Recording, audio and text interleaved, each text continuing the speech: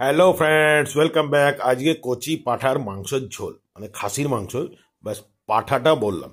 So উনুনে রান্না হচ্ছে, বাইরে কাঠের উনুন নেই, 3টে ইট পেতে বাঁশ দিয়ে রান্না হচ্ছে কড়াইতে।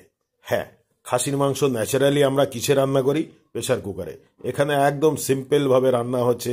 আলু ভেজে তুলে নিয়েছে, একটু ফোড়ন দিয়ে দিয়েছে, মশলা বাটা মশলা কষিয়ে মাংসতে দিয়ে লবণ হলুদ দিয়ে সুন্দর করে কষিয়ে সাপটে সুপটে এদিক দিয়ে ওই দিক দিয়ে নেড়ে ছেড়ে ওটাকে কষিয়ে নিল। কষিয়ে নেওয়ার পর ওতে গরম জল দিয়ে দিল।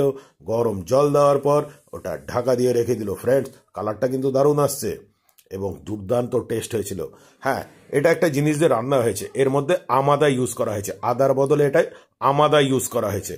ওইটা দেখালাম না, কিন্তু ওটা বলে দিলাম ফ্রেন্ডসদের।